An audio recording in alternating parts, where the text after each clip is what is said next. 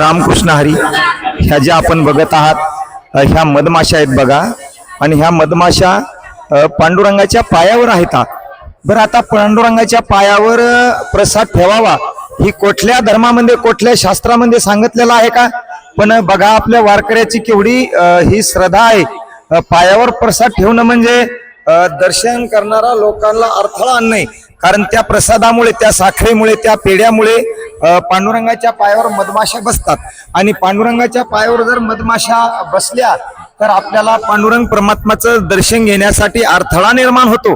याकरता या माध्यमातून सांगता येईल की पांडुरंग परमात्माच्या पायावर प्रसाद न ठेवता आपण तो प्रसाद जर नैवेद्य म्हणून नुसता ठेवला आणि नंतर पुन्हा उचलला तर चालतं.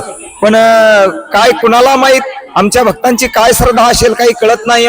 पण या युट्यूब चॅनलच्या माध्यमातून मी सांगू शकतो तर देवाच्या पायावर प्रसाद ठेवणं म्हणजेच इतरत्र आलेल्या बाकीच्या भक्ताला न दर्शन करू देणे. कारण ह्या मधमाशा जर जास्त वेळ थांबल्या ना तर आपण बघू शकता ह्या इथं स्थायिक राहू शकतात, ह्या घरटं बनवू शकतात आणि आपण दर्शनाला आल्याच्या नंतर आपल्याला चावूही शकतात.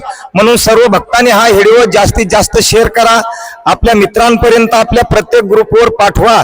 कारण प्रसाद हा नुसता पांडुरंगाच्या समोर ठेवायचा असतो. नंतर तो प्रसाद, तो नैवेद्य उचलला तरी पण चालतो. पण हे कुणी आणि कुणाला सांगावं याची प्रत्येकाने दक्षता घेऊन आपण आपली सुरक्षा करायची आहे. प्रत्येक भक्तांना आपल्याला दर्शन व्यवस्थित व्हावं याची दक्षता घ्यायची आहे. रामकृष्ण.